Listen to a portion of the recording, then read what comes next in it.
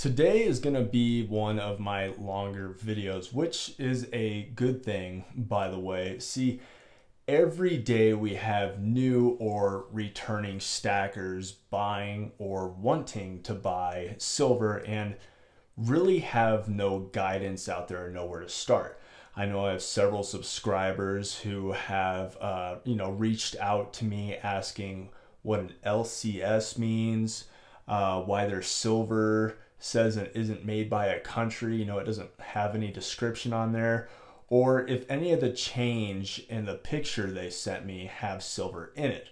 And these are no by means stupid questions. So sometimes I get carried away in my videos expecting everyone to already know everything. So in this video, we're going to go over our different terminology, the different types of silver out there, the difference between a private mint and a government mint, and what an average stacker would purchase at high or low prices. So let's get to the video. What's going on, guys? I'm Stateside. Welcome to my channel, and don't worry, I'm not trying to get you to like and subscribe, but if you have an unhealthy addiction to gold, silver, and numismatics as much as I do, then I promise you're in the right place. And as viewers, you don't get the recognition that you deserve, so I want to say thank you for taking the time out of your day to watch my content. Helps me out tremendously. With all that being said, let's roll it. If you're new to silver stacking, I really do hope this video does you some good, or if you've been out of the loop, this leads you in the right direction. So I wanted to start off with different common terminology used because I'll be using it throughout the video and don't want to lose anyone. And these are important to know because they are almost always used in a conversation, about gold, silver, platinum, or whatever you're stacking.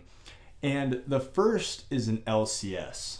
When someone says they bought from their LCS, or if you have an LCS near you, they are talking about a local coin shop. These shops are filled with professionals that sell gold, silver, platinum, and other metals, and usually have a case also filled with collectible gold and silver, like really expensive stuff. And you can buy and sell to an LCS, and 99% of the time these local coin shops only deal in cash. Now, it's rare I've run into a place that takes card, and if they do take card, you'll probably be paying some taxes. Believe it or not, there are places that you don't have to pay taxes for when you purchase gold and silver. That is the benefit of using cash. So that's something you need to know if you plan on going to buy silver, that you should probably bring, X amount of cash with you. So now, what determines the price of silver or gold? Well, that's what we call spot. You've probably heard spot before. Spot price is the going price of the metal you are looking at to purchase at the current time. It changes every minute, but you can excuse me, keep track of that through a popular app most people use, and local coin shops use these, coin shows use these. It's called Kitco, Kitco. And this app gives you the live prices and should definitely be checked out before going to buy or discuss buying any metals out there. So Kitco will also show you graphs of 30-day, 60-day, 90-day, 1-year charts to see the ups and downs. So if you're just getting back into it, are you buying at a high right now? Are you buying at a low? So it's a very useful app. But sadly, spot isn't the only thing that determines the price. You may have heard of the word premium when people are also discussing spot. A premium is a price added on to spot for what you're purchasing. This is, usually determined by the seller, if they're an online bullion dealer or a local coin shop. So if someone says they are selling $2 over spot for an ounce of silver, they are selling, and silver's at $30, that means they are selling a silver ounce for $32.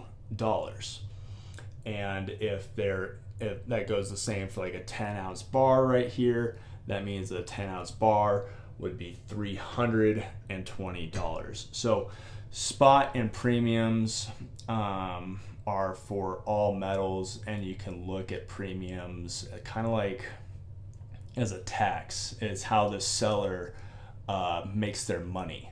So I do highly recommend not buying the first thing you see. It is important to take a few minutes to call another LCS if you have one near you, and check their prices, see what their premiums are and what you were looking to buy.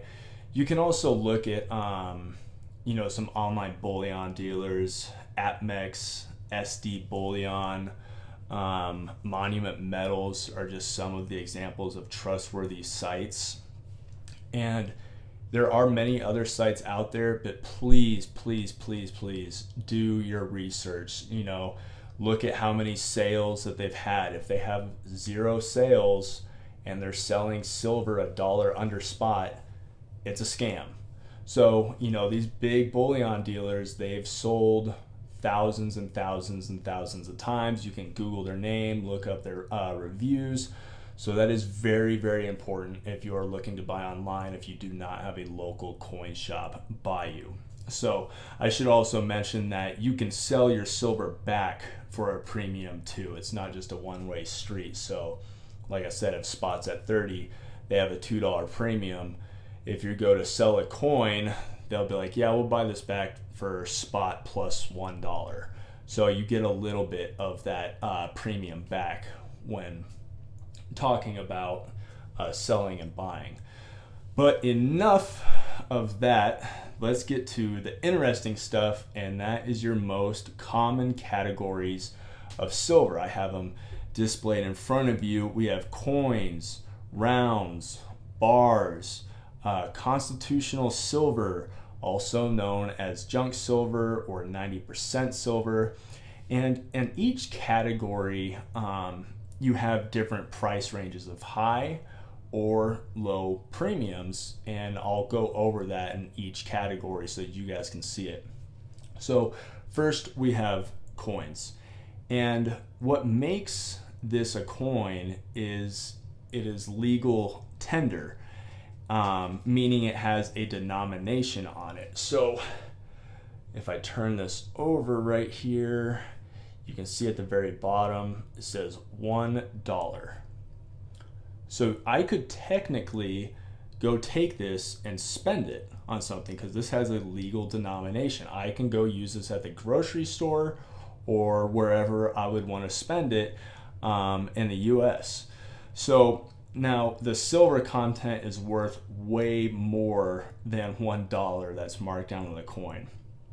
And there's all different sizes of coins out there.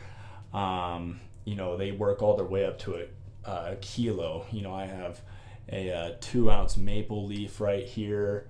That denomination is, let's see, where is it? $10 right here. Of course, that's Canadian dollars, but yes, they also make kilo coins. So that is a kilo of silver. That is a Libertad from Mexico. So they range all over the place. And out of everything here, coins will have the highest premium. So after everything you're looking at, but it's for a good reason. A lot of coins are highly recognizable nowadays, which makes them very liquid and easy to sell. A lot also come with security features that the mints will put on the coin to help stop fakes. So the American Silver Eagle is one of the most recognizable coins in the world. is extremely popular, but it doesn't have a great security feature that I would show you. So I'll show you the Britannia, which is known as the most secure coin in the world. As you can see, the waves in the back kind of move with you when I move the coin back and forth. There's another security feature down there. So a lot of coins have security features.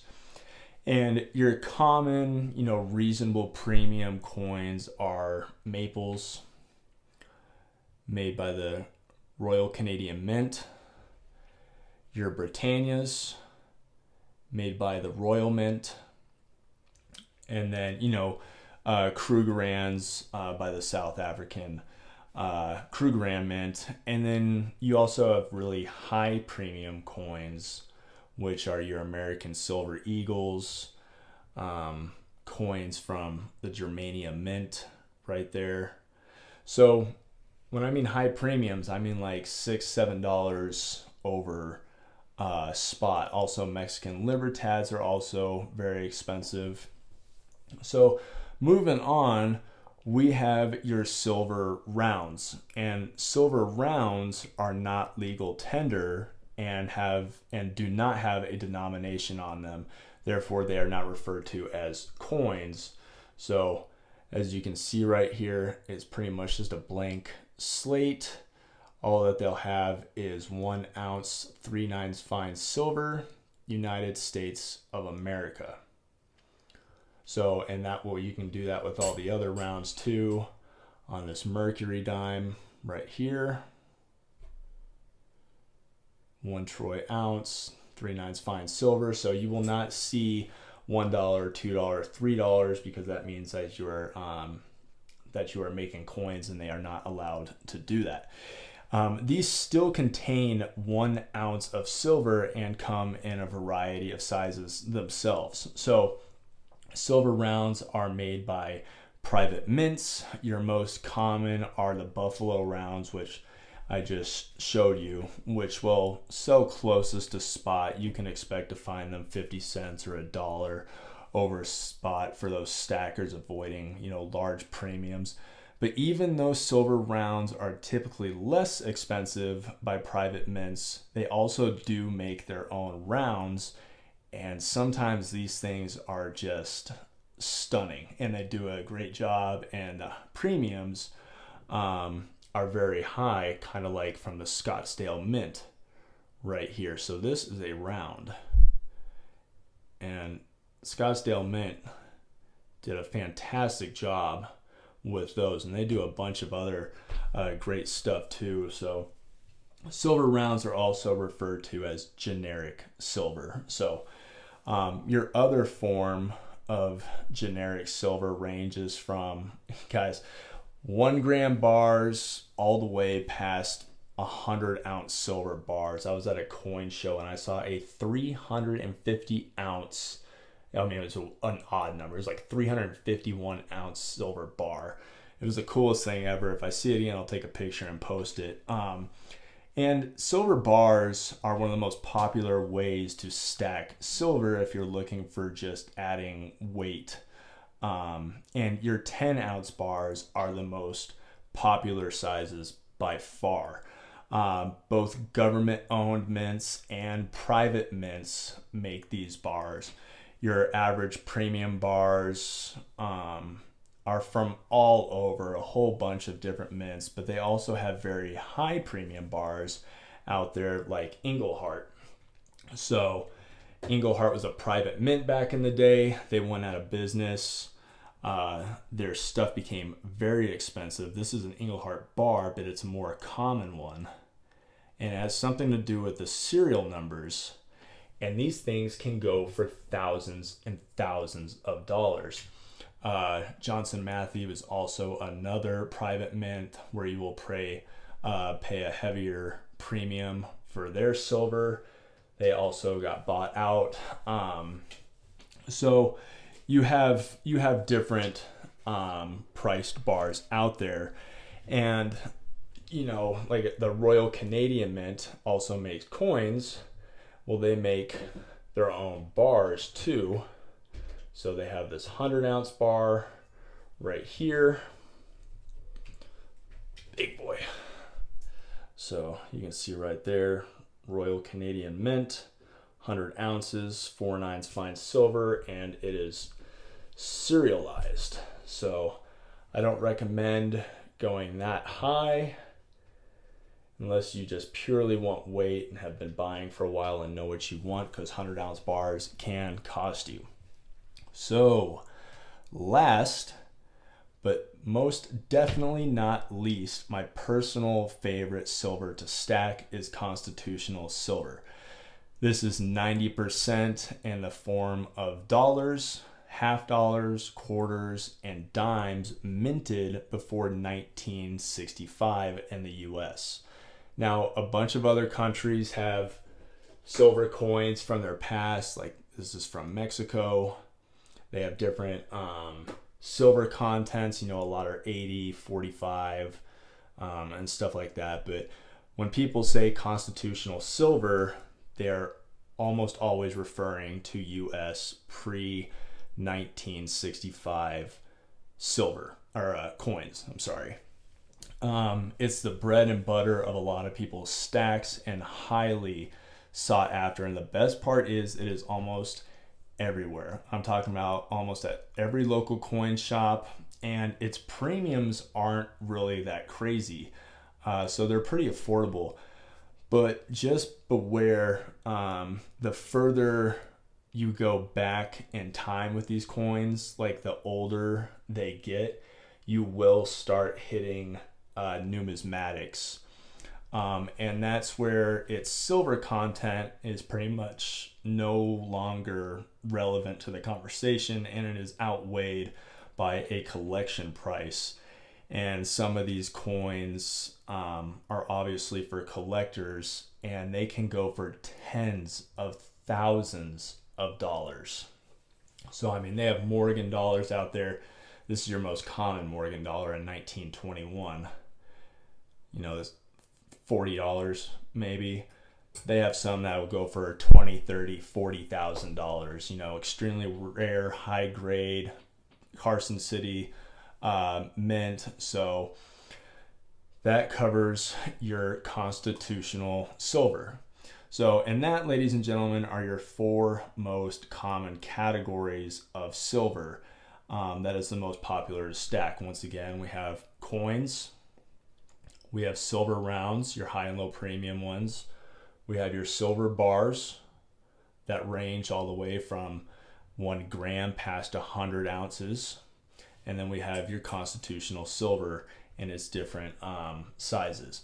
So all of which is made up by private and government owned mints. Everything here is. There isn't a lot to this. Government owned mints make silver coins and bars, where private mints make generic rounds and bars. And then there's those exceptions like the Scottsdale Mint that I discussed earlier. That is a private mint that is a producer of generic silver, like I showed you their rounds right here. But they also have contracts out with several countries, which allows them to make other countries' coins. So the Scottsdale Mint makes these 5-ounce coins, and this is from the Republic of Liberia. And they also do it for, let's see here, you guys have seen these before, Barbados, right here, the trident on the back. So the Scottsdale Mint makes coins for other countries. They have contracts with them. So all of this leads to one question. What kind of stacker are you? Do you buy generic silver? If the price is high or low, does it matter to you? You're just collecting for, that weight. Are coins your go-to because rounds don't, get you that excited? You have something from the Germanium Mint, look at that detail, and then you have a standard Buffalo round. Or do you buy both like I do? I have a variety of both. I definitely have less rounds, but I still have them in my stack. Now, personally, I like bars and coins, and spot doesn't really matter to me because I dollar cost average. I buy when silver is high, I buy when silver is low. Guys, I hope this helped you, led you in the right direction. If you have any questions, please do not hesitate to email me. It's at every one of my videos in the intro. And as always, I hope you got something from this video. I will see you in the next.